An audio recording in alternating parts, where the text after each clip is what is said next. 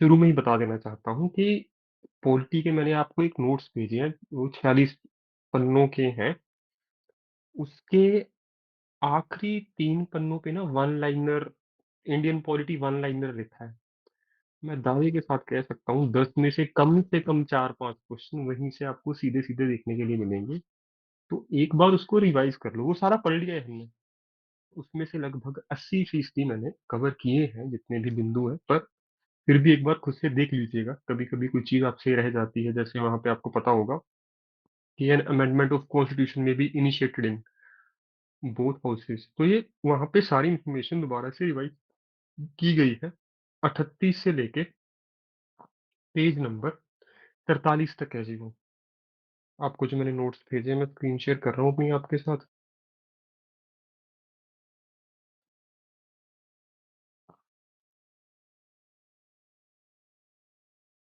हाँ जी, अब आप मेरी स्क्रीन देख पा रहे हैं, ओके। जैसे ही आपके नोट्स आपको ग्रुप में मिले हैं जी, ठीक है। इसमें आप, ये इंडियन पॉलिटी वन लाइनर है, आखिरी के 5 पन्नों पे, इसको 2 बार पढ़ लेना, ठीक है? बस रट्टा नहीं मारना, पढ़ना है। परीक्षा में आपको याद आ जाएगा। ये सब हमने किया है, आप देख लीजिए। डायरेक्टिव प्रिंसिपल स्टेट पॉलिसी कहाँ से ली गई है, बार-बार करवाया। Speaker of Lok Sabha has right to decide whether a money bill और not. Attorney general first law officer of country. अगर आपने वो नहीं लिखा तो यहाँ पे लिखा हुआ है। जो मैं आपको कई चीजें सिर्फ वर्बली करवाता था, तो ये कर लेना, ठीक है? सबको समझ आया जी? बताइए। पार लगा है यहाँ पे नोट्स पे भी, ये मैंने ही बनाया है, नोट्स में पहले से नहीं है। तो कृपया इसे पढ़ लेना। पिछली बार तो ये पूछा था, ब्रिटिश रूल में जब पहली सुप्रीम कोर्ट थी, तब पहले चीफ जस्टिस ऑफ इंडिया कौन थे, बताइए।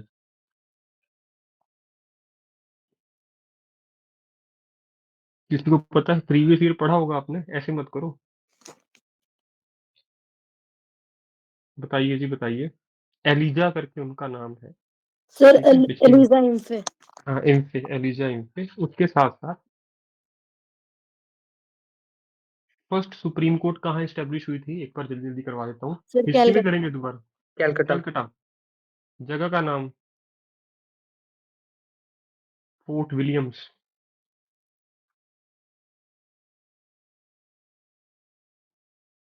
यहाँ पे जुडिशरी की पावर्स बहुत ज्यादा डिफाइंड नहीं थी। बाद में 3-3 हाई कोर्ट की बनी थी, बताओ कहाँ कहाँ थी। ये थी आपकी 1773 का एक्ट था, और ये इस्टेब्लिश मतलब ओपन हुई थी सबसे पहले, इसकी जो हियरिंग थी 1774, ठीक है? तो ये एक ऐसे क्वेश्चन आपको कंफ्यूज करने के लिए बहुत बढ़िया लगते हैं। या तो पूछेगा एक्ट कौन सा था, that was 1773 Indian reform act. Establish कब हुई? 1774। First supreme court fort Williams, Calcutta. उसके बाद आओ जी एचसी, किस साल इस्टेब्लिश हुई, बताइए। Good evening sir. Good evening जी। फर्स्ट हाई कोर्ट कब इस्टेब्लिश हुई, पता नहीं आपको? हिंट दे देता हूँ, इससे आगे क्या बताऊं। 1862। 1862 एक्ट था। 1861 इस्टेब्लिश होती है। 1863 नहीं है शायद जी, एक बार कंफर्म कीजिए कृपया, गूगल पे कंफर्म कीजिए आप ही, ठीक है? एक्ट था, इंडियन काउंसिल एक्ट है ये पहले 10-10 साल बाद आते थे, ठीक है? आखिरी जो एक्ट था इंडिया के आजाद होने से पहले थे, वो था गवर्नमेंट ऑफ इंडिया एक्ट 1935। उससे पहले 1919 में आता है जी आपका Montek Chelmsford.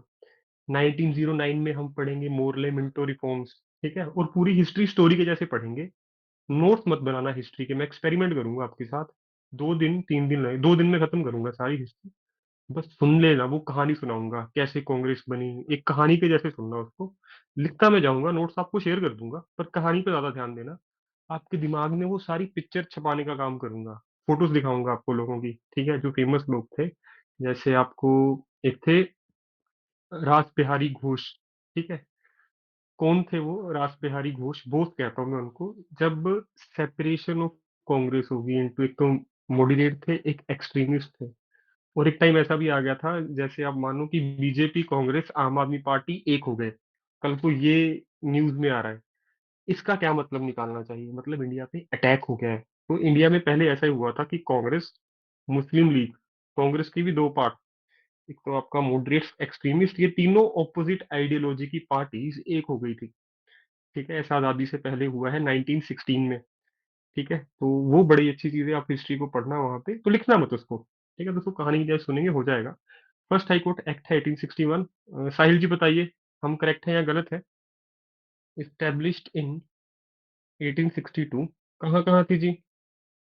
Madras, Bombay, Calcutta and Madras. Bombay and Calcutta. ठीक है जी। ठीक है, बॉम्बे, मद्रास, कलकत्ता। तो ये हमारी हाई कोर्ट की कुछ कहानी है पुरानी। ठीक है, हाई कोर्ट में भी आप देख सकते हो कि अब जो है, आपको अपनी स्टेट के हाई कोर्ट के जो पंजाब एंड हरियाणा के हैं चीफ जस्टिस, उनका नाम पता होना चाहिए। इंटरव्यू आपका उन्होंने लिया था पंजाब में। ठीक है, जो सुनने में आया था। तो आइए आज की क्लास शुरू करते हैं। 10 मिनट मैंने आपके पहले इसके बैकग्राउंड के लिए लिए। HJ कहानियां तो आपको पता है ना? फर्स्ट सुप्रीम कोर्ट की CJI कौन थे इंडिया में? हीरालाल कहानियां। सर अगर Punjab and Haryana high court के चीफ जस्टिस पूछ लिया तो सर शील नागू आएंगे, या जो भी एक्टिंग है वो आएंगे। एक्टिंग जी, एक्टिंग अभी अगर पूछ लिया बिना ये फर्स्ट पूछे, फिर तो एक्टिंग में ही आएगा। हरियाणा के फर्स्ट CJI का नाम भी लिखवाया मैंने आपको, आपके करंट अफेयर से मुझे याद है। पता है किसी को याद है? सर मेहर सिंह। चेक करना एक बारी। हाँ, सिंह साहब थे, ऐसे ही यस याद सर, करना। मेहर सिंह है, जस्टिस मेहर सिंह। मेहर सिंह। ठीक है, और right now Sandhawalia sir. Yes sir, GS Sandhawalia. ठीक है, तो ये नाम छोड़ मत देना। चलो मैं एक आपसे ऑफ द बीट क्वेश्चन पूछता हूँ। फर्स्ट अटॉर्नी जनरल कौन है इंडिया के, बताइए जी। सर लास्ट पॉइंट रिपीट करना, आवाज बंद सर हो गई। MC सीटल बस। मैम लास्ट पॉइंट था कि आपको पता होना चाहिए Punjab and Haryana high court के चीफ जस्टिस कौन है, और chief justice of Punjab and Haryana high court, और पहले कौन थे? पहले थे Mehar Singh. Right now attorney general कौन है, याद करवाइए। Sir R Venkataraman. R Venkataiya Raman. आप वकीलों को पता होना चाहिए। और जो फर्स्ट थे वो थे मोतीलाल चमनलाल सीतालवात। ठीक है, मोतीलाल चमनलाल है उनका नाम, अगर जो फर्स्ट आप उसके नेम देखेंगे, सरनेम है जिन्होंने स्टूडेंट ने लिखा है। तो आइए जी, आज शुरू करते हैं सुप्रीम कोर्ट से। सुप्रीम कोर्ट को काफी पढ़ा भी है हमने, इसके आर्टिकल्स भी कुछ कुछ देखे थे हमने आर्टिकल्स में। सुप्रीम कोर्ट कब इनोग्रेट हुई थी जी? अगर पूछ ले इनोग्रेट कब हुई थी, एक तो होता है इस्टेब्लिश कब हुई थी। इस्टेब्लिश हुई थी 26 जैन, जिस दिन कॉन्स्टिट्यूशन इन्फोर्स हुआ। और इसकी फर्स्ट हियरिंग या इनोग्रेशन पूछे 28 वो जनवरी 28 जनवरी। वेरी गुड थी इनोग्रेशन।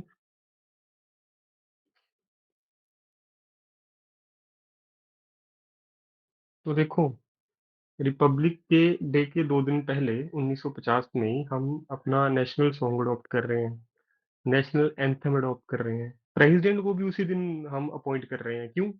क्योंकि 2 दिन बाद फर्स्ट रिपब्लिक डे है। रिपब्लिक डे पे आपको दो चीजें चाहिए, एक तो प्रेसिडेंट, क्योंकि उसको सैल्यूट करती है तीनों जो आपकी सेनाएं हैं, जल सेना, थल सेना, वायु सेना। उसके साथ साथ आपको नेशनल सॉन्ग और नेशनल एंथम भी चाहिए। ठीक है, तो वो 2 दिन पहले। और supreme court established on 26 Jain 1950।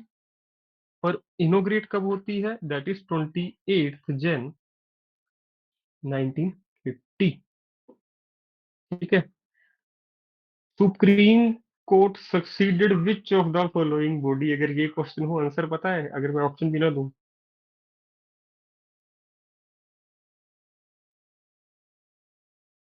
It succeeded, लिखिए। Federal court. बहुत बढ़िया जी, federal court of India. Federal court कब स्टेब्लिश हुई थी जो पहले थी इससे? लिख लीजिए, GOI 1935। बहुत बढ़िया जी।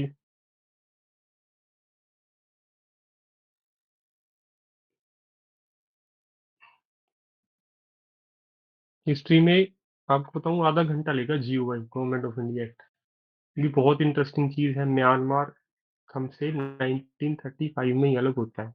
वो इन्फोर्स होगा 1937 में, 2 साल बाद, पर आ गया था वो गवर्नमेंट ऑफ इंडिया एक्ट 1935 में भी। गवर्नमेंट ऑफ म्यांमार एक्ट भी आया था ऐसे, जैसे इंडिया का जीओआई 1935 है, ऐसे जीओएम भी है, गवर्नमेंट ऑफ म्यांमार 1935, मियांमार भी कहते हैं उस देश को। तो म्यांमार के लिए मैंने करंट अफेयर में क्या करवाया बताओ?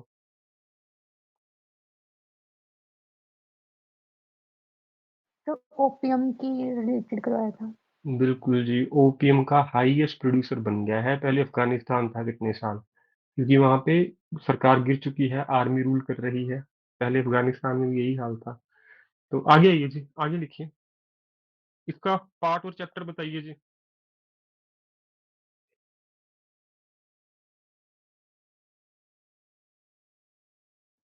पार्ट है 5, 5 सर, पार्ट 5। चैप्टर 4। 4, बहुत बढ़िया जी। पार्ट 5, चैप्टर 4, और इसके आर्टिकल्स की रेंज तो आपको पता होगी, अगर आपको उसका एक तो ऑर्डिनेंस इसको प्रीसीड करता है, कैग इसको सक्सीड करता है। 124 to 147। बहुत बढ़िया जी। आर्टिकल 124 टू 147, ये सारा हमने किया है। राइट नाउ सुप्रीम कोर्ट की स्ट्रेंथ क्या है जी? 34 सर, 34। 33+1। बिल्कुल जी, हाईएस्ट स्ट्रेंथ है जी ये। ठीक है, 33+1। आगे आइए जी। It established an integrated judicial system, high courts भी है ना इसमें। It is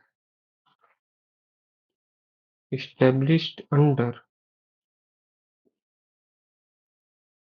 integrated judicial system,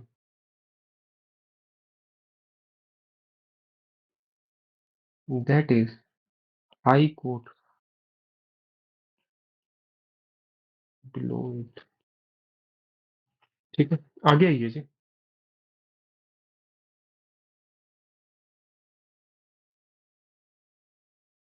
अगर मैं पूछूं single system of courts adopted under which act, जो आप पहले आंसर दे रहे थे वही है इसका भी answer. Government of India act sir. Government of India act 1935। Single system of court क्या, किसको कहते हैं सिंगल सिस्टम ऑफ कोर्ट? एक ही सुप्रीम कोर्ट है इंडिया में, ठीक है, इसको सिंगल सिस्टम ऑफ कोर्ट कहते हैं, 1935 से ही आया है। तो अगर एक क्वेश्चन पूछना जुडिशरी कहाँ से सब्जेक्ट आया इंडियन कॉन्स्टिट्यूशन में, अमेरिका, अगर ऑप्शन में अमेरिका नहीं मिले ना आपको, तो वहां पे होगा गवर्नमेंट ऑफ इंडिया 1935, तो वो करेक्ट हो जाएगा उस केस में आपका। अगर अमेरिका नहीं है वहां पे, यूएसए नहीं है, तो लिखिए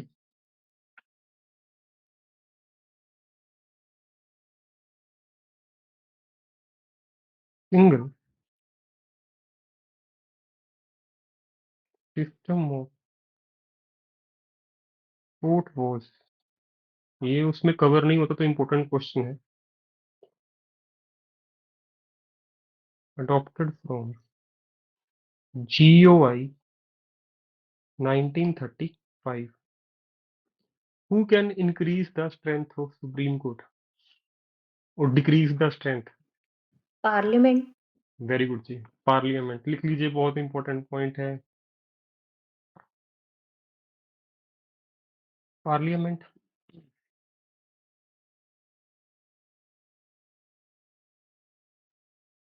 can increase the number of जजेस इन सुप्रीम कोर्ट। तो मैं यहाँ पे आपको रिटायरमेंट टेन्योर एज नहीं लिखवा रहा, पता ही होगा सबको कितनी है जी? 65 years। 65 एज, जबकि हाई कोर्ट में 62 हो जाता है। पर इसको कंफ्यूज मत करना आप उससे, आप ह्यूमन नेशनल ह्यूमन राइट है, स्टेट ह्यूमन राइट कमीशन है, वहां पे दोनों की 70-70 है। ठीक है, चाहे स्टेट ह्यूमन राइट कमीशन है चाहे नेशनल ह्यूमन राइट कमीशन है। स्टेट ह्यूमन राइट कमीशन का चेयरमैन होगा कोई स्टेट का CJI, x CJI.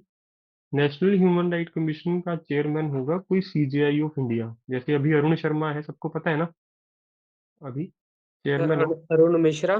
Arun Mishra, माफ कीजिए, अरुण मिश्रा, अरुण नाम याद है मुझे उनका। तो वहां पे आपके साथ सरनेम वाला गेम नहीं खेलेगा वो। ठीक है, अरुण शर्मा, अरुण मिश्रा ऐसा नहीं करेगा, 4 नाम होंगे अलग अलग, उसमें से अरुण जहां देखो टिक कर देना उनको। ठीक है, टेन्योर है 65। आगे आइए जी। सुप्रीम कोर्ट के जज को अपॉइंट कौन करता है तथा वो रेजिग्नेशन किसको देते हैं? प्रेसिडेंट। बिल्कुल जी। ये तो आपको पता होगा कि मैंने कहा था कॉन्स्टिट्यूशनल वैकेंसी जितनी भी है सब प्रेसिडेंट के थ्रू ही अपॉइंट होंगे, the president of India appoints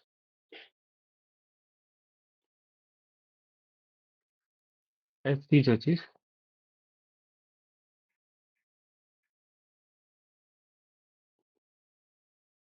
they resign to या they hand over resign to the president.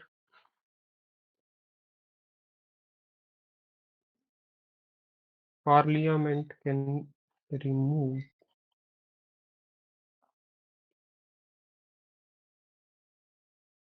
जजेस एज वेल। तो तीन चीजें हैं, अपॉइंटमेंट और रेजिग्नेशन। रेजिग्नेशन अपनी इच्छा से करना चाहेगा जज तो प्रेसिडेंट को जाके देगा, क्योंकि उन्हीं से अपॉइंटमेंट मिली थी। पर जज को अगर आपने हटाना है तो वो पहले बिल आएगा आपका सुप्रीम कोर्ट उसमें पार्लियामेंट में, अपर हाउस लोअर हाउस किसी में भी आ सकता है, स्पेशल मेजोरिटी लेके एक हाउस से फिर दूसरे हाउस में जाएगा। ठीक है, और सुप्रीम कोर्ट के जज को रिमूव करना प्रेसिडेंट को इम्पीच करने से मुश्किल है। ये बहुत लोगों की स्टेटमेंट है इंडिया में, बहुत इंपॉर्टेंट स्टेटमेंट भी है, इसलिए जुडिशरी पावरफुल मानी जाती है इंडिया में आपकी। ठीक है, यहाँ के इनके जज को आप ऐसे नहीं रिमूव कर सकते। ठीक है, उसके लिए एक कमेटी बनती है एक्स्ट्रा, जबकि प्रेसिडेंट को रिमूव इम्पीच करना थोड़ा आसान है इसके कंपैरेटिवली। काम दोनों ही मुश्किल है। आगे आइए जी।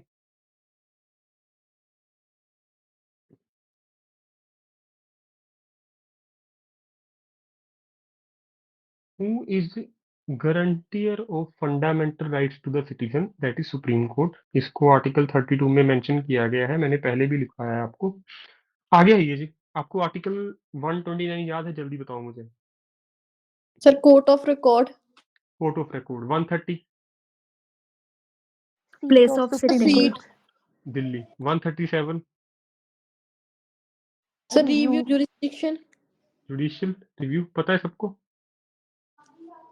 142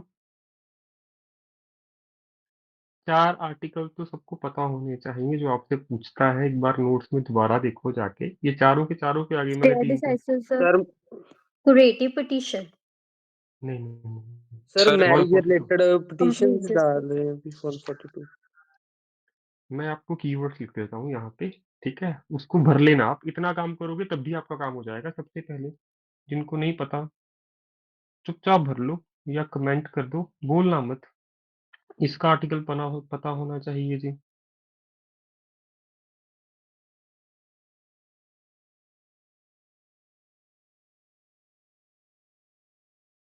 जुडिशियल रिव्यू ये तो कभी भूल नहीं सकते मुझे लगता है। एडवाइजरी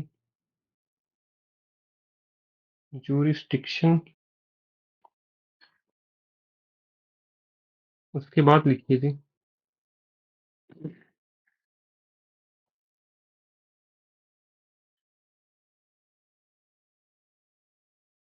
ये आपने उसमें भी करा होगा,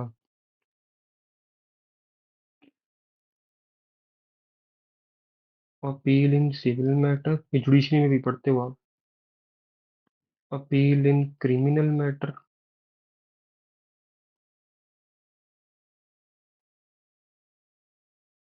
उसके बाद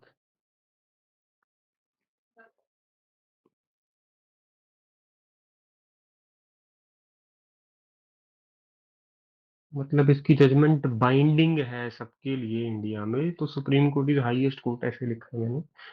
इसमें से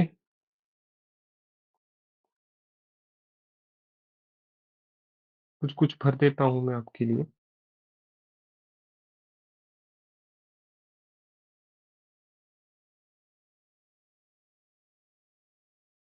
अरे यार 134 अच्छा माफ कीजिए 143, ये 133 है, ये 134 है, दो ही रह गए आपके पास, ये पता होने चाहिए आर्टिकल जी। ठीक है, उसके बाद आइए जी। सुप्रीम कोर्ट के पास कितनी जुरिस्डिक्शन है जी बताइए।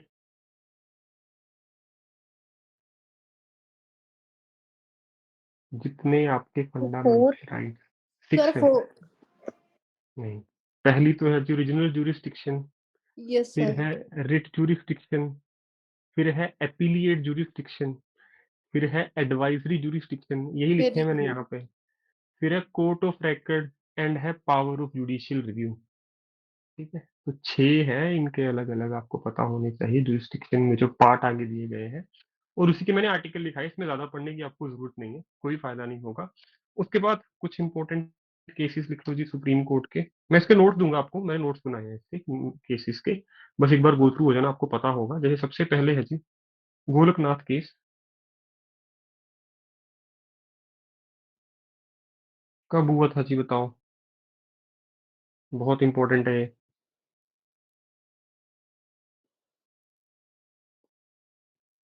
ये पूछता है आपसे एक आधा क्वेश्चन यहाँ से, ये कब हुए थे।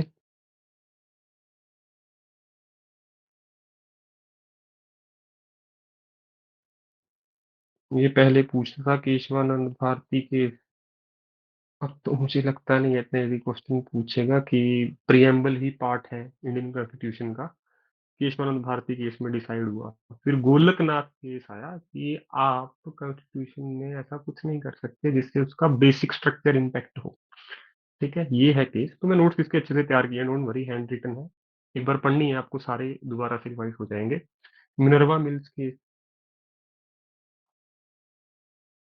तो ये कुछ लैंडमार्क जजमेंट है जो आपको पता होनी चाहिए जी।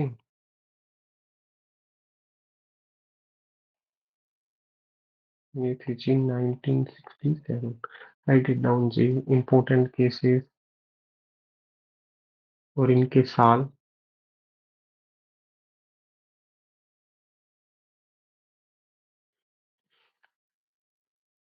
हरियाणा में एक क्वेश्चन पूछ सकता है कि अगर सेंटर और स्टेट के बीच में कोई इशू है, या स्टेट वर्सेस स्टेट है, या यूटी वर्सेस स्टेट है, ऐसा कुछ भी मैटर आ जाए, वो किस जुरिस्डिक्शन के अंडर फॉल करता है सुप्रीम कोर्ट के।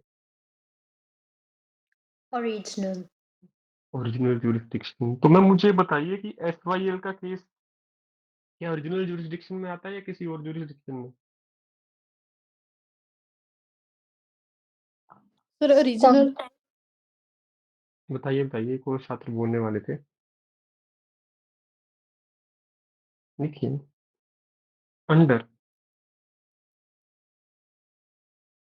Original jurisdiction,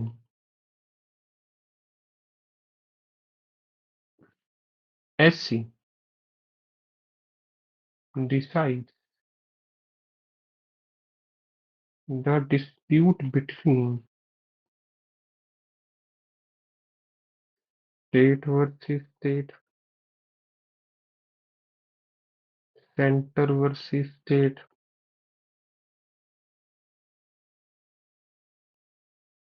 UT versus centre. तो ऐसा कोई भी केस हो जहाँ पे दो अलग अलग, पूरी स्टेट या पूरी यूटी किसी के साथ भी लड़ रही है, दो यूटीज भी आपस में लड़ रही है, ये ओरिजिनल जुरिस्डिक्शन के अंदर जाएगा एसवाईएल की वजह से। ये इंपॉर्टेंट रहेगा हमेशा हरियाणा के लिए जब तक वो मैटर सॉल्व नहीं हो जाता।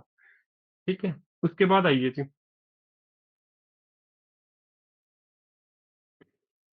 इसके बाद है जी हमारा हाई कोर्ट।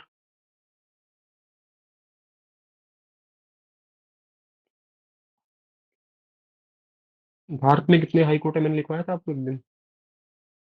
सर 25। 25। लेटेस्ट कौन सा है जी, शाबाश।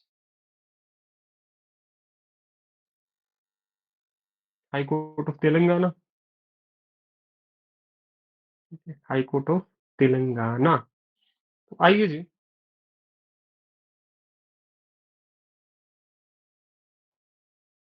हाई कोर्ट में सबसे पहले लिखिए जी,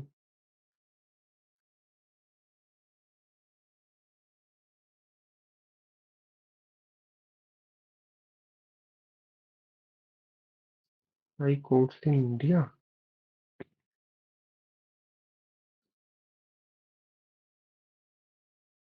तेलंगाना इज,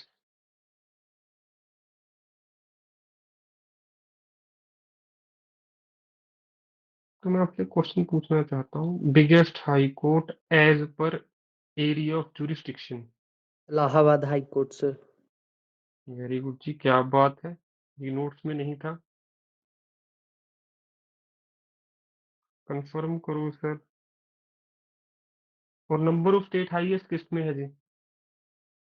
कोई नॉर्थ ईस्टर्न है? गुवाहाटी। बिल्कुल जी। अगर नंबर ऑफ स्टेट्स में पूछे तो गुवाहाटी हाई कोर्ट। मैम इसको कंफर्म भी करो, मैं श्योर हूँ यही आंसर है। तो मैं आपसे फिर से एक बार कहूँ, सो कंफर्म कर लो। इससे फायदा क्या होगा, अंडर प्रेशर भी आप इसको नहीं भूलोगे, आपको याद आएगा कि मैंने चेक किया था ये। ठीक है।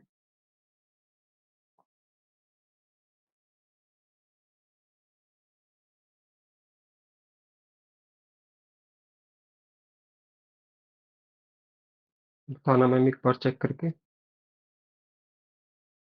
मैक्सिमम नंबर ऑफ स्टेट्स, तो ये कुछ ऐसे मिसलेनियस क्वेश्चन है जो ये आपसे पूछ लेता है और आपको बड़ा दुख लगता है यार ये भी पढ़ ही लेते जब इतना पढ़ के गए थे हम। बताना जी, गुवाहाटी है जी। ठीक है, उसके बाद यस। आइए जी। बहुत बढ़िया जी। जज यहाँ पे कौन अपॉइंट करता है जी?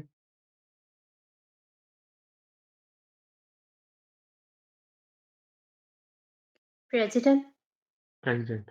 ठीक है, याद रखना यहाँ पे गवर्नर अपॉइंट नहीं करेगा, गलती हो जाती है यहाँ पे। उसके बाद आइए जी, टेन्योर 62 एज तक जितना भी आप सर्व कर पाओ आपका हो जाएगा जी। टू ट्रांसफर हाई कोर्ट जजेस, इनकी ट्रांसफर की पावर किसके पास है? Sir parliament. नो जी, द सुप्रीम कोर्ट। प्रेसिडेंट। अच्छा। लिख लो, क्वेश्चन आ गया तो गलत हो जाएगा। द प्रेसिडेंट कैन ट्रांसफर जजेस हो HC after consulting the chief justice of India. तो पूरा पॉइंट पढ़ना, आधा मत पढ़ना। कंसल्ट किससे करना पड़ेगा? CJI से, CJI of India.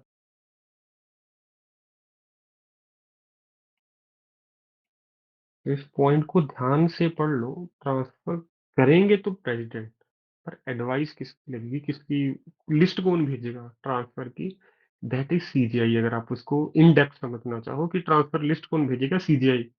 Final signatory power किसके पास है? हमारे प्रेसिडेंट के पास। तो प्रेसिडेंट बहुत इंपॉर्टेंट रोल प्ले कर रहा है। आप देखिए, जो भी आपकी कॉन्स्टिट्यूशनल वैकेंसी है उसको रिमूव करने के लिए तो पार्लियामेंट चाहिए। जैसे कैग को रिमूव करना है, पार्लियामेंट आएगी। चीफ इलेक्शन कमिश्नर को रिमूव करना है, पार्लियामेंट आएगी। पर अगर इन लोगों को अपॉइंटमेंट देनी हो या इन लोगों ने रिजाइन करना हो, इन दोनों केस में कॉमन कौन है? President of India. ठीक है, उम्मीद करता हूँ आपके दिमाग में पिक्चर बिल्कुल क्लियर हो गई होगी, अपॉइंटमेंट, रेजिग्नेशन और रिमूव में क्या क्या फर्क है यहाँ पे। आगे आइए जी।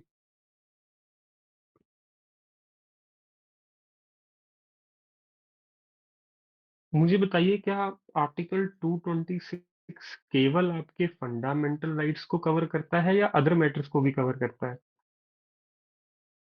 So both. बोथ। तो यहाँ पे आर्टिकल 226 है, आपको पता है, रिट ज्यूरिसडिक्शन की, हाई कोर्ट की। मैंने आर्टिकल्स में लिखा है आपको, बहुत इंपॉर्टेंट आर्टिकल है। जैसे 32 सुप्रीम कोर्ट के पास है। सुप्रीम कोर्ट का जो आर्टिकल 32 है वो इंश्योर करता है फंडामेंटल राइट्स, पर 226 अदर पर्पसेस के लिए भी यूज होता है जी आपका। ठीक है, तो उस पे आगे लिखिए जी।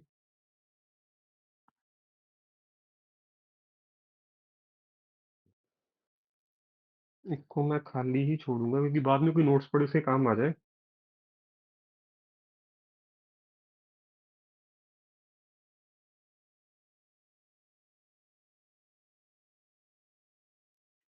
आगे लिखिए जी एक आर्टिकल, बहुत इंपॉर्टेंट आर्टिकल। नहीं, आर्टिकल नहीं, amendment. Which amendment says a common court can be established for two or more states। पहले हर स्टेट को एक हाई कोर्ट इंश्योर की गई थी, आपको बताना चाहता हूँ। आर्टिकल है उसका भी।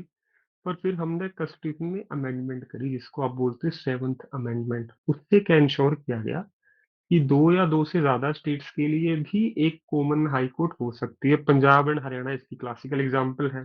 तो सेवन्थ अमेंडमेंट पे 3 4 स्टार बना के लिख लो, लिखिए।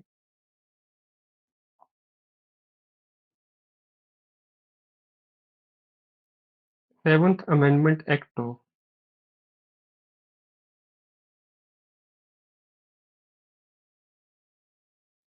1956, 1956, authorized of parliament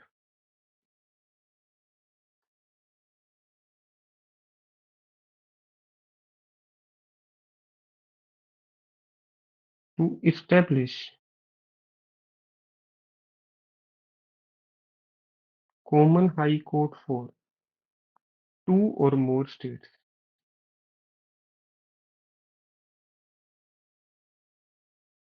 मेरी इंग्लिश के लिखने में कुछ कुछ गलतियां हो जाती हैं, मुझसे माफी चाहता हूँ उसके लिए आपसे। पर हाँ, उम्मीद करता हूँ आप समझ जाते हो मैं क्या लिख रहा हूँ, क्योंकि मैं इसके लिए बार बार नोट्स में नहीं लिखता। ठीक है, तो अगर कोई गलती हो माफी चाहता हूँ आपसे। अगर आपको लगे कि सर आपने बिल्कुल ही कुछ गलत लिख दिया, मुझे बता दिया करो। ठीक है, कई बार मैं आर्टिकल गलत डाल देता हूँ, ए दी एन। ठीक है, आई एम सॉरी। अगर ठीक करवाना चाहो करवा सकते हो, टू और मोर स्टेट्स। पर अब तो हो गया ऑलमोस्ट काम हमारा, आज आखिरी क्लास है इसकी। ठीक है, हाँ ये मैंने आपको 31, होमवर्क दिया है। 231 सर। 231A, तो कौन सा आर्टिकल ये कहता था कि पर state one article one high court होगी जी, वो भी बता दो। ए सर लगाने ओनली से टू क्या आंसर सर ओनली है? 231 है। 231 कहता है ये कि कॉमन हाई कोर्ट हाँ हो जी सकता सर। है। हाँ जी नहीं सर। सर, अमेंडमेंट है आगे, ABCD कुछ तो लिखा होना चाहिए जी, ऐसे मत करो, चेक करो। Okay seventh sir, check amendment करते हैं। एक्ट लिखो। ये भी एक फंडा है पकड़ने का चीज को, जो चीज अमेंडमेंट से आई है ना उसके आगे कुछ ना कुछ लिखा होगा। जैसे 279A याद करवाओ क्या है, बताओ। Sir sir GST two thirty council. GST। One है सर। सर 231 ही है। अच्छा, 231 ही है इसमें। हाँ जी सर। अरे होना चाहिए कुछ नहीं जी। ठीक है, आर्टिकल टू सर थर्टी उसमें वन क्लॉजेस क्लॉजेस में है ना। ओके, ठीक है जी। तो इसको प्लीज लिख लो, आर्टिकल 231 इंपॉर्टेंट है, क्लासिकल एग्जांपल है इसकी। टू और मोर स्टेट्स के लिए एक ही कॉमन हाई कोर्ट हो सकती है। उसके बाद आइए जी,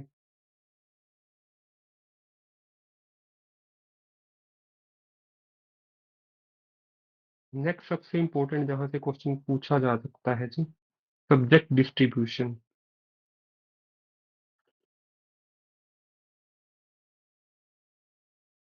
कितने सब्जेक्ट है जी यहाँ पे, कितनी लिस्ट है?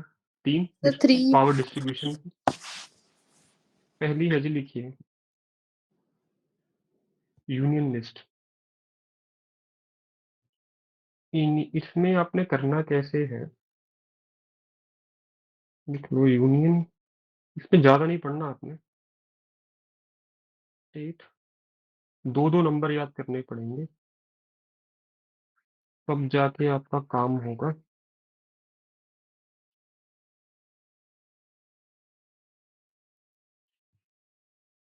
मैं आपको ओरिजिनली सब्जेक्ट कितने थे ये लिखवाऊंगा, नाम के आप बताओगे, मुझे जिनको पता है उनका रिवाइज हो जाएगा, जिनको नहीं पता है वो भी एक बार बाद में बोलना मेरे साथ, क्योंकि नंबर है, आपको मुझे पता है नंबर से डर लगता है, पर डरना नहीं है। यूनियन लिस्ट में पहले सब्जेक्ट कम थे, बाद में ज्यादा हो गए, क्योंकि यूनियन ऑब्वियस है अपने पास ज्यादा पावर रखना चाहेगा। स्टेट लिस्ट में पहले ज्यादा सब्जेक्ट थे, अब कम हो गए हैं, तो ये नेचुरल है। आपको पता है सेंटर चाहेगा मैं स्ट्रॉन्ग बनूं स्टेट से। ठीक है, तो यूनियन लिस्ट में पहले कितने सब्जेक्ट थे जी, बताइए। सर 97 97। 96। 96 या 97? 7 सर। 97 सर। 97। आज कितने हैं, सर 100? 100। 100। तो ये मुश्किल तो नहीं है ज्यादा। No sir. ठीक है, अब आज 100 है, पहले 97 थे, तीन बढ़ गए, तीन ही टाइप है। स्टेट में बताइए जी पहले कितने थे, 47? सर 66। 66। आज कितने हैं जी? 61 सर। 61। ठीक है, इसको भी नोट डाउन करो जी। तो ये कम हुए, देखिए ये 5 कम हो गए। स्टेट से आपको 6 दिखना चाहिए। ठीक है, स्टेट से 6, ऑप्शन में 57, तभी मैंने 57 बोला आपसे। 52, 61, या तो नाउ पूछेगा इनिशियली, या 65 होगा, तो आज 61 है। ठीक है, कंकूरेंट में बताइए जी, पहले कितने थे? सर 47। 47। आज कितने हैं? 52 सर। 52। ठीक है, तो ये ऑप्शन ऐसे घुमाएगा आपको, स्टेट लिस्ट में 52 गिरेगा आपको डराने के लिए। ठीक है, और जो इन तीनों में नहीं है उसको क्या कहते हैं जी? Sir residuary power, very good जी। आर्टिकल जैसे 248। वेरी गुड जी। इसको समझना कैसे है, टाइम के साथ साथ टेक्नोलॉजी आई, जैसे डाटा प्रिवेसी बिल है, तो ना तो वो यूनियन में था पहले से, ना स्टेट में था, ना कंकूरेंट पे था, तो उसकी पावर पार्लियामेंट के पास चली गई, क्योंकि जो इन तीनों में कवर नहीं होगा वो पार्लियामेंट में चला जाएगा। लीकर हो गई, लॉटरी हो गई, ये स्टेट के सब्जेक्ट है, आपको पता होगा, इंपॉर्टेंट, ये पूछता है आपसे। ठीक है, लीकर किसका सब्जेक्ट है, लॉटरी किसका सब्जेक्ट है, पुलिस किसका सब्जेक्ट है, ये सब स्टेट के सब्जेक्ट है। जबकि आप आर्मी पे आ जाओ, इंटरनेशनल रिलेशंस पे आ जाओ, ठीक है, ये किसके सब्जेक्ट है? यूनियन के। मुझे लगता है आपको ये सब पता है। Subject that is not covered under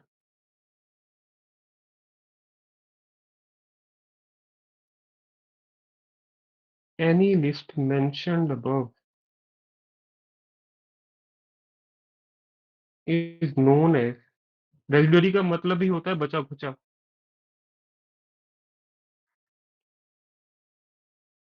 किसके पास जाता है?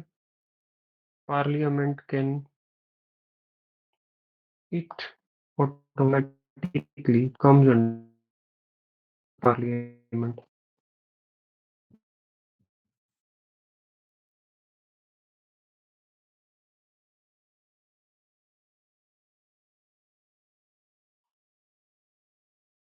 ठीक है, हेरिडिटरी पावर पूछा गया है, इवन यूपीएससी में पूछा गया है, छोड़ के मत जाना। आगे आइए जी।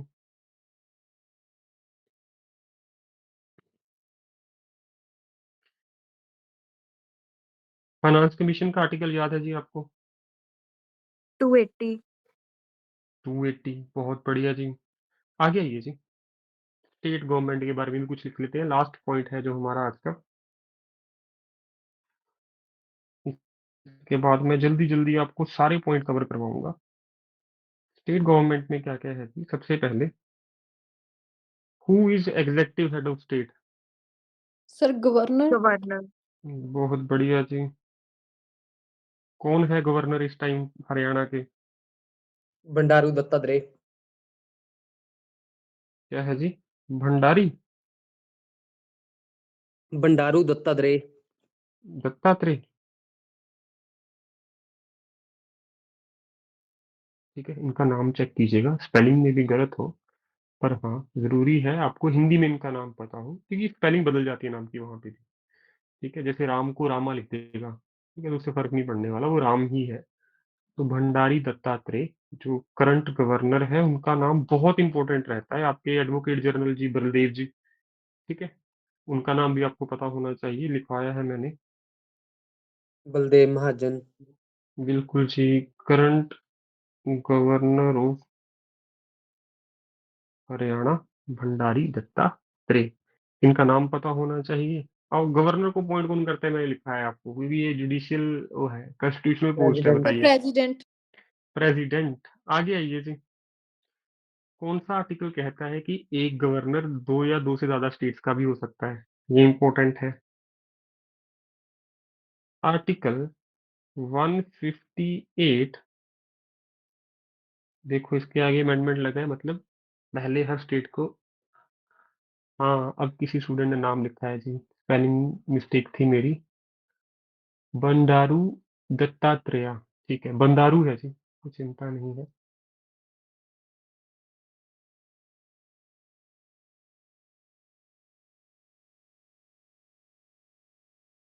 मैंने इनको नाम अपनी ट्रिक से याद कर लिया है, मैं बोलना नहीं चाहूंगा, आपके दिमाग में भी आ गया होगा वो। तो अच्छा है, हरियाणा में लिखकर बैन होनी चाहिए, उनके नाम में ये लिखा हुआ है। ठीक है, तो अच्छा नाम है इनका, मुझे बड़ा अच्छा लगा, क्योंकि जो नाम याद करने में आसान हो मेरे लिए वही बढ़िया है, चाहे कैसा भी नाम हो वो। ठीक है, और आपको साउथ इंडिया में ऐसे बच्चे मिलेंगे जहाँ पे पेरेंट्स ने नाम एबीसी रखा है, क्योंकि पहले वो बबल भरने वाला होता था, आपको पता होगा, ए I triple E I I T, अब तो ऑनलाइन हो गया। तो पहले वो पेरेंट्स ने क्या ट्रिक निकाला, हम अपने बच्चे का नाम ही केवल एबीसी रखेंगे। ठीक है, ऐसे बहुत बच्चे हैं, आप फेसबुक पे भी कर सकते हो सर्च इनको, पर अभी मत करना पेपर खत्म होने से पहले। तो आर्टिकल 158(3)(a) क्या कहता है?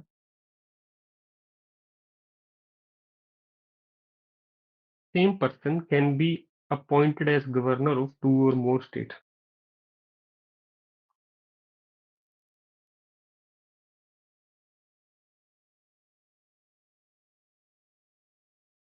इंपॉर्टेंट आर्टिकल है जी।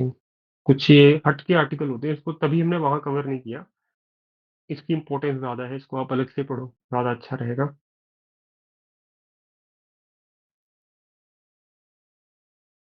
ठीक है जी। इनका टेन्योर क्या है जी?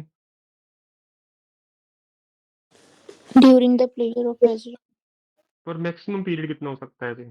5 years। 5 ईयर। 5। ये भी याद रखना, अगर प्लेजर ऑफ प्रेसिडेंट ऑप्शन में ना हुआ तो 5 ईयर है इनका टेन्योर, 5 साल तक ये रह सकते हैं स्टेट में। पर अपनी स्टेट में आप गवर्नर नहीं बन सकते, किसी और स्टेट का बनाया गवर्नर बनाया जाएगा। क्वालिफिकेशन सिर्फ एक ही है, आप इंडिया के सिटीजन होने चाहिए, बस। यहाँ पे और कोई भी क्वालिफिकेशन नहीं है जी। और उससे भी इम्पोर्टेंट क्या है? Pleasure of president. ठीक है, 5 साल तो तब है अगर प्रेसिडेंट चाहेगा, अगर उसकी इच्छा हुई आपको हटाने की, कभी भी हटा सकता है वो। उसके लिए उसकी स्पेशल वो नहीं चाहिए रिकमेंडेशन कहीं से। उसके बाद आइए जी,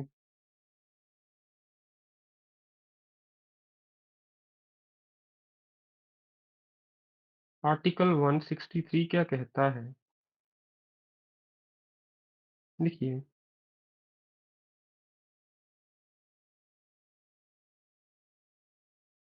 council of ministers in states is headed by CM, chief minister.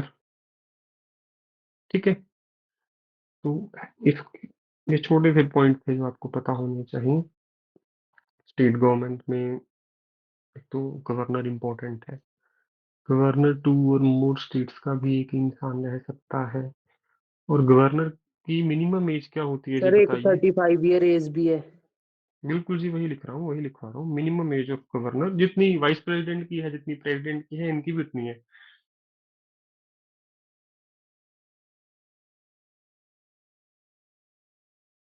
35 years. उसके बाद लिखिए जी, फिफ्थ लिखिए जी, who act as chancellor of universities as state. Sir governor. Very good जी। क्वेश्चन पूछ सकता है, तो कुरुक्षेत्र यूनिवर्सिटी के चांसलर कौन है, बताइए?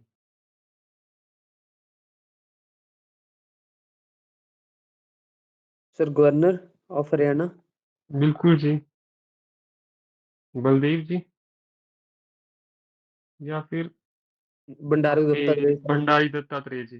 भंडारी दत्तात्रेय, एग्जाम में यही दिमाग आपको कंफ्यूज करेगा। Chancellor of universities in the state. और मुझे ये बताइए, अगर सेंट्रल यूनिवर्सिटी है उसका चांसलर कौन होता है? Don't stay president. Sir vice president. Vice president, शाबाश। जैसे जेएनयू है ना, तो उसके चांसलर है हमारे vice president of India, Jagdeep Dhankhar ji. अगर वही स्टेट की यूनिवर्सिटी है, वहां पे गवर्नर है। तो प्रेसिडेंट को इतना काम भी नहीं देंगे हम कि वही चांसलर वही सारा संभाले, नहीं, वहां पे वाइस प्रेसिडेंट को ही छोटे मोटे काम दिए गए हैं। आगे है ये जी,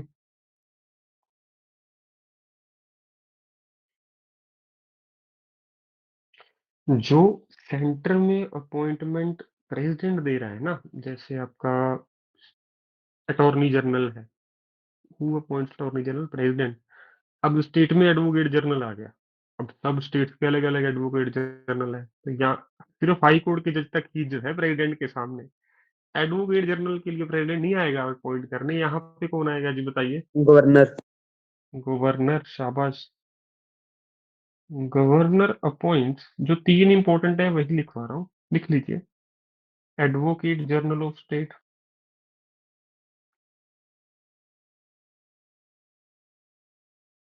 comma, state election commissioner,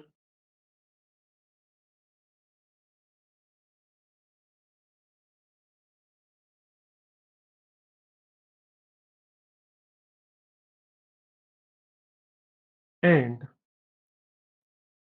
vice and कौन थे? Member of state public commission,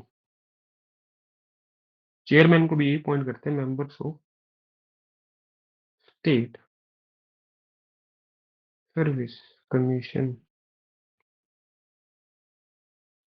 कई स्टूडेंट्स के मन में, मुझे आज भी एक स्टूडेंट का मैसेज आया, आपको शायद डर सता रहा होगा कि हरियाणा में वो चल रहा है किसान आंदोलन, क्या होगा। निश्चिंत रहिए, ठीक है, हम इतने स्टूडेंट हैं, 150 से ज्यादा, यूनिटी है हमारी, ऐसा कोई भी चिंता की बात नहीं होगी, कैसे भी करके आप एग्जाम देने पहुंच जाओगे। अपने मन में ये वहम मत बैठने दो आपका किसान आंदोलन वाला, क्योंकि ये एक ऐसा बहाना है जो आपका मन बनाएगा ना पढ़ने का। एग्जाम पोस्टपोन हो जाएगा, किसान आंदोलन चल रहा है, वो कहेंगे ट्रेन तो चल रही है, आप ट्रेन से बैठ के चंडीगढ़ आ जाओ। ठीक है, तो अगर कोई बोले किसान आंदोलन चल रहा है, पेपर डिले होगा, ये होगा वो होगा, मत यकीन करो, मैं आपको पहले दिन से बोल रहा हूँ पेपर 3 तारीख को होगा। जो नहीं हुआ वो हमारी चिंता नहीं है, पर आपकी तैयारी 3 तारीख की ही होनी चाहिए। ये अपने मन में चीज बिठा लो, मन का बहाना ना सुनो कि पेपर पोस्टपोन हो जाएगा। तो पेपर पे पहुंचोगे आप, चाहे आप कहीं से भी हो, ये मैं इंश्योर करूंगा, ठीक है, मैं 3 तारीख तक यही हूँ, मैं कहीं नहीं जा रहा।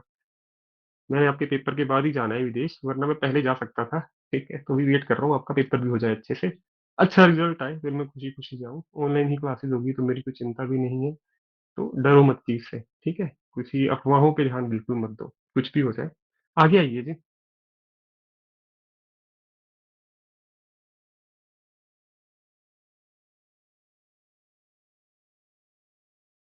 स्टेट कंटिंजेंसी फंड से कौन पैसे निकाल सकता है? जैसे एक सेंटर का है, यूनियन का सर कंटिंजेंसी गवर्नर। का। हाँ, वहां पे प्रेसिडेंट है, यहाँ पे गवर्नर है, लिख लो। Governor can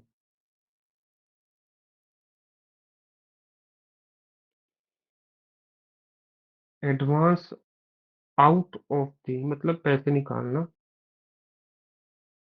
state contingency fund. और हाई कोर्ट के जज की तनख्वाह कहाँ से आती है? मैं लिखा नहीं था पर आपको बताया था, उसका नाम क्या है?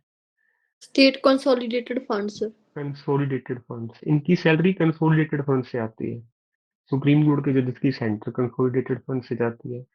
तो consolidated fund and contingency fund अलग अलग चीजें हैं, इसमें कंफ्यूज मत हो जाना। कंटिंजेंसी इंग्लिश का वर्ड है जिसका मतलब है आपातकाल, कोई ऐसी घटना हो जाना जिसके लिए आप तैयार नहीं थे, तो इसलिए फंड बनाया जाता है कि भूचाल आ जाए, कुछ आंधी आ जाए, कहीं पे नुकसान हो जाए। तो सेंटर से तो प्रेसिडेंट पैसे निकाल के हेल्प के लिए उसी वक्त कर सकते हैं, दे सकते हैं। और स्टेट का अगर वो कंटिजेंसी फंड है, यहाँ पे गवर्नर पैसे निकाल सकते हैं। उसके बाद आइए जी,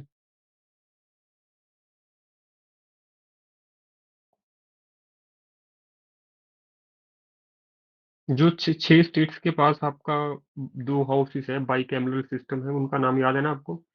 याद करवाओ। सर आंध्र प्रदेश, बिहार, कर्नाटका, महाराष्ट्र, तेलंगाना ते यूपी। गलत सुना है मैम आपने, उल्टा सुनाओ मुझे। पहले यूपी ऐसे याद करना है ताकि सीक्वेंस याद रहे, यूपी बिहार महाराष्ट्र लाइन में होंगे, तीनों हाईएस्ट पॉपुलेशन वाली स्टेट्स। और जहाँ पे 2 हाउस होंगे वहां पे नाटक तो होगा, तो वहां पे कौन आ गया? कर्नाटक। और जो लेटेस्ट स्टेट है तेलंगाना आंध्र प्रदेश से जो निकली है, ये दोनों भी वहां पे इंक्लूडेड हो जाते हैं। ठीक है, तो इस सीक्वेंस में याद करो, ज्यादा आसान रहेगा आपके लिए। अगर आपको वैसे याद है तो बहुत बढ़िया बात है जी, पर मैं चाहता हूँ आपका काम कम से कम रहे। ठीक है, ज्यादा आप उस पे लोड ना दो चीजों पे। उसके बाद आगे आइए जी, एक चीज लिखिए, maximum strength state legislative assembly की। तो यूपी। नहीं सर, कितनी हो सकती है?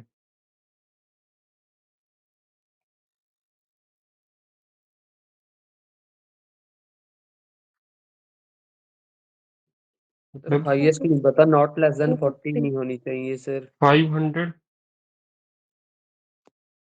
MLA and minimum. सर जो आप 40 बता रहे हो ना, वो स्पेशल एक्ट है एक। वैसे 500 मैक्सिमम है, 60 है मिनिमम, अगर नॉर्मल स्टेट है। पर कुछ स्टेट्स ऐसी हैं जहाँ पे बहुत कम पॉपुलेशन है, वहां पे 60 सीट्स भी इंश्योर करना मुश्किल है। जैसे अब गोवा देख लो, बहुत छोटी स्टेट है, तो वहां पे 60 एमएलए नहीं बनाए जा सकते। तो उन कुछ स्पेशल है उनके, मैं नाम लिख रहा हूँ, प्लीज राइट इट डाउन। माफ कीजिएगा, सबसे पहले लिखिए जी अरुणाचल प्रदेश, इंपॉर्टेंट नहीं है, छोड़ के जा सकते हो, पर लिखवा रहा हूँ। दूसरा है जी सिक्किम, तीसरा है जी गोवा। इसमें एक ही याद रखना, अरुणाचल प्रदेश में है जी आपके 30, सिक्किम में कितने हैं 30, गोवा में कितने हैं 30। 40 सर, सर 40 जो में। वो मिजोरम में है जी, जी सर जी। मिजोरम में 40 है, नागालैंड में 46 है। ठीक है, तो मैंने मिनिमम वाले लिखवाए, आपको बाकी नहीं पूछेगा, तो आप टेंशन लेना छोड़ दो। ठीक है, अरुणाचल प्रदेश, सिक्किम, गोवा, छोटे छोटे स्टेट्स हैं, तीनों में 30-30। 40 आ गया आपका मिजोरम में, नागालैंड में 46। ठीक है, तो वो अलग चीज बन जाएगी। आगे आइए जी।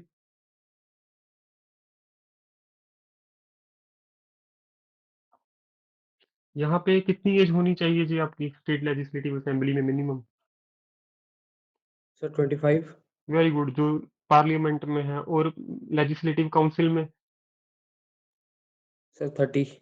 30। तो ये सेम है, मैं लिखवा नहीं रहा आपको, सारे समझ लो। जितनी लोकसभा में मिनिमम एज है, एमएलए की भी उतनी ही मिनिमम एज होनी चाहिए, इट मीन्स 25। और जितनी राज्यसभा के मेंबर की मिनिमम एज है 30 जो है, उतनी ही आपकी स्टेट लेजिस्लेटिव काउंसिल में एमएलसी भी होती है, 6 स्टेट्स के पास है, अभी बताया था, वहां पे होनी चाहिए जी आपकी। उसके बाद आपसे पूछ सकता है जी फिर से वही मनी बिल वगैरह, छोटा छोटा आपसे पूछ लेगा, तो कोई चिंता नहीं है। Money bill state legislative assembly में इंट्रोड्यूस होता है, लेजिस्लेटिव काउंसिल वहां पे कुछ नहीं कर सकती, ज्यादा से ज्यादा 14 डेज के लिए विद होल्ड कर सकती है। तो ये हो गए मेरे कंप्लीट नोट्स जो मैं आपसे डिस्कस करना चाहता था। जाना मत, 10 मिनट दे के जाओ, उनका यकीन मानना वर्थ है, 4 क्वेश्चन आएंगे वहां से। इसको जल्दी जल्दी पढ़ते हैं, अगर आपको यहाँ पे कुछ समझ नहीं आया मुझसे पूछना। Amendment of the constitution may be initiated by the introduction of bill in either house. तो अमेंडमेंट दोनों हाउसेस से शुरू हो सकती है, राज्यसभा से भी, लोकसभा से भी। टेस्ट मैं आपको कल सॉल्व करके भेजूंगा, वो वाला जो आपको दोनों भेजे हुए हैं, दोनों बहुत इजी हैं। अगर किसी ने सॉल्व कर लिया है 100% तो मुझे प्लीज भेज भी दो, एक बार मैं देख लूंगा। ठीक है, जो 50 मार्क्स वाला है, 100 वाला तो मैंने कर लिया है सॉल्व ऑलरेडी। ठीक है, 50 वाला अगर किसी ने सॉल्व किया हो वो भी मुझे भेजना। ठीक है, आई वॉन्ट टू सी कि आप कितना कर पाए उसमें से, क्योंकि उसमें 3-4 क्वेश्चन ऐसे हैं जो यहाँ पे मैंने कवर नहीं किए, तो कुछ चिंता वाली बात नहीं है। बीपीएसपी कहाँ से लिया, बहुत बार क्वेश्चन पूछा गया है जी, ये हमने लिया है इरिश कॉन्स्टिट्यूशन, आयरलैंड से। Who decide whether bill is money bill और नोट, यहाँ पे आपके स्पीकर काम करेंगे जी, अटॉर्नी जनरल जो है वो हाईएस्ट लॉ ऑफिसर है। कंटिंजेंसी फंड से कौन पैसे निकाल सकता है, अभी किया प्रेसिडेंट। आर्टिकल 352 आपको याद होगा, नेशनल इमरजेंसी के लिए है, तीन तीन बार लग चुकी है, 1962, 1971 and 1975। 1975 was the longest emergency. उसी के ड्यूरिंग ही 42nd अमेंडमेंट पास होता है, एक्ट। अमेंडमेंट एक्ट आपके एंड में है, वो आपने खुद पढ़ने हैं, सारे मत पढ़ना, मैं स्टार लगा देता हूँ उस पर भी अभी जल्दी जल्दी। उसके बाद है article 66, election of the vice president, अभी इंपॉर्टेंट नहीं है क्योंकि करंट अफेयर में इंपॉर्टेंट बन जाता है।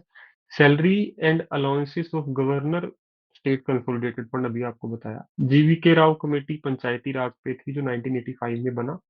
1985 में ही 10th शेड्यूल आता है, आपको याद होगा, जिसको आप बोलते हो anti defection law.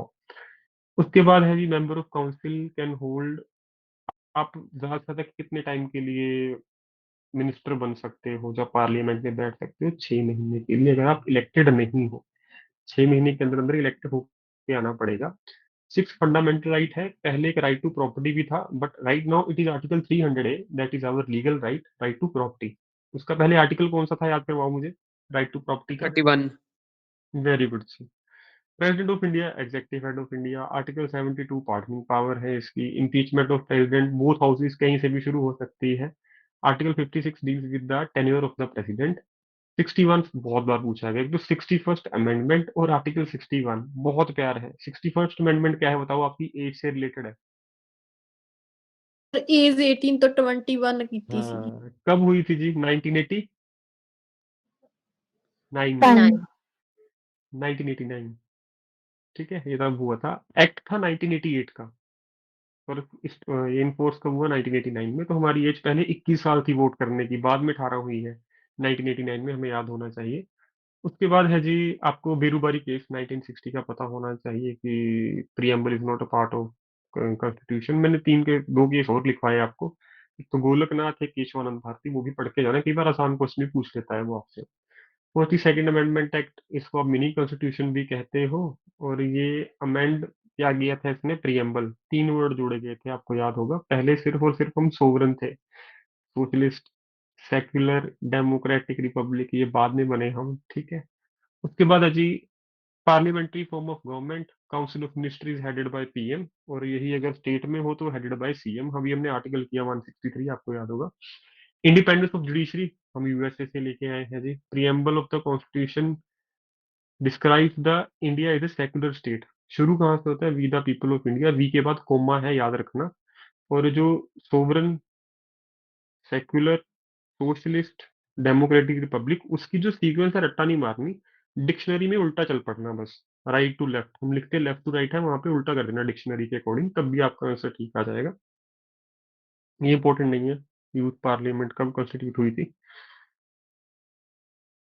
Amitabh Kant, right now he is not a CEO of NITI Aayog, तो इसको मैं कट करना चाहूंगा, पॉइंट को आप भी अपने नोट्स में याद रखना।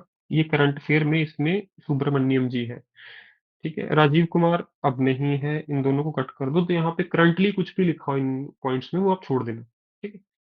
उसके बाद है जी, think tank of government of India, जो कि प्लानिंग कमीशन था, उसको किसने रिप्लेस किया? नीति आयोग ने। कब आया, इनफोर्स हुआ? 1 जनवरी 2015, मोदी जी इसको लेके आए थे, मोदी जी ने ही नीति आयोग बनाया था। पंचायती राज सब स्टेट्स में है, सिर्फ 4 स्टेट्स में नहीं है, माफ कीजिए, 3 स्टेट, बाकी यूटीज, नागालैंड, मेघालय, मिजोरम में आज भी पंचायती राज नहीं है। कंफर्म कर लेना इसको, बहुत इंपॉर्टेंट पॉइंट है। पंचायती राज सिस्टम राजस्थान में हर बार पूछा जाता है क्वेश्चन जुडिशरी में। डिसेंट्रलाइजेशन पावर पंचायती राज ने की, इसको थर्ड टीयर ऑफ गवर्नमेंट इसीलिए बोलते हैं क्योंकि पावर पहले स्टेट और सेंटर के पास होती थी, अब पंचायत के पास भी पावर गई, इसलिए इसको डिसेंट्रलाइजेशन भी कहते हैं अपनी डेमोक्रेसी में। कौन सा पार्ट डील करता है पंचायत से? Part 9A। 9A है आपका, पार्ट 9 पंचायत है, म्यूनिसिपल कॉर्पोरेशन है पार्ट 9A, ठीक है। उसके बाद है जी 73rd अमेंडमेंट है, ये सारा हमने किया है। पंचायती राज स्टेट हैविंग पॉपुलेशन 20 लाख, उसमें ही होगा, ठीक है। हाई कोर्ट इशू रिट अभी किया हमने 226 रिट के साथ साथ अदर मैटर्स में भी ये हो सकता है। कर्नाटका लोकायुक्त ऑफिस सबसे ज्यादा स्ट्रॉन्गेस्ट है स्कोप में, पावर में। फंडामेंटल राइट्स पार्ट 3 में है, 70s अनटचेबिलिटी, फिर इक्वालिटी, तो ये ज्यादा इंपॉर्टेंट पॉइंट नहीं है, जो मुझे लगता है वहां पे कवर नहीं होते। मैं वो करवाऊंगा जी आपको अभी।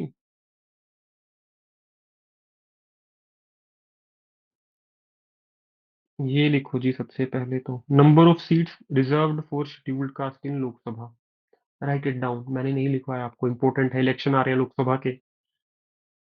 रिजर्व्ड सीट अपना होमवर्क लिखो नोटबुक के टॉप पे।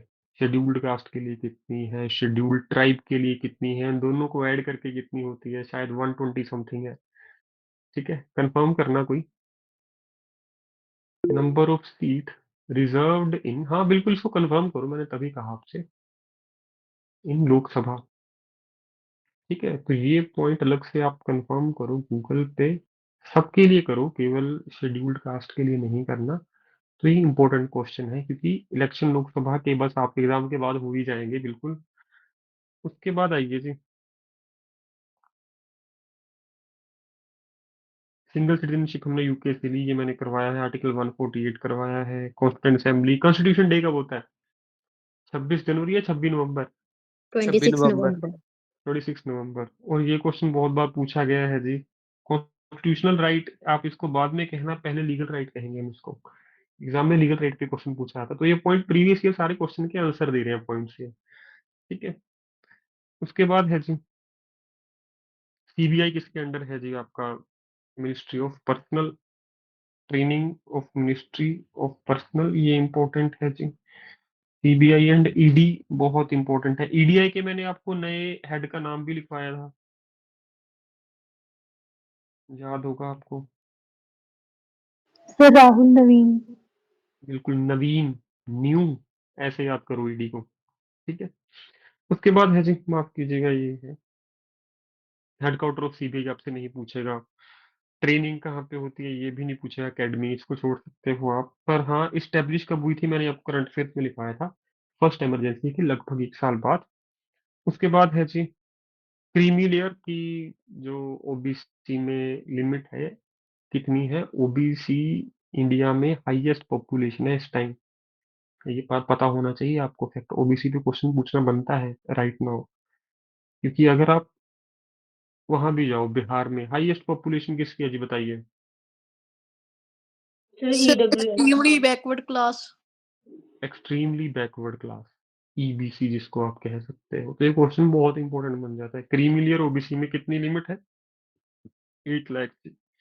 8 लाख रुपीज आप एनुअल कमा रहे हो तो आप इनकी क्रीमी लेयर में हो जी। ठीक है। उसके बाद है अमेंडमेंट, हमने साउथ अफ्रीका से लिया। State reorganisation committee, please, appointed कब हुई? 1953। फर्स्ट हेड अबुल फजल, आगे जाके यही नोट्स में हमें मिल जाएंगे जी। ठीक है, write it down. State reorganisation commission. India में पहली स्टेट लैंग्वेज बेस पे कौन बनी थी जी? आंध्र प्रदेश। आंध्र प्रदेश। यहाँ पे मिनी कॉन्स्टिट्यूशन ऑफ इंडिया लिखा है ना, वेरी गुड, आंध्र प्रदेश है, 1935। Mini constitution of India informally है, ये थोड़ा अधूरा है पॉइंट। फॉर्मल ऐसे ही, अगर mini constitution that is 1940, 42nd amendment 1976। Informally आप गवर्नमेंट ऑफ इंडिया को कहते हो, फॉर्मली उसको कहते हो आप 42nd अमेंडमेंट को ही मिनी कॉन्स्टिट्यूशन। उसके बाद है जी, 9th शेड्यूल कब ऐड किया गया जी, बताओ।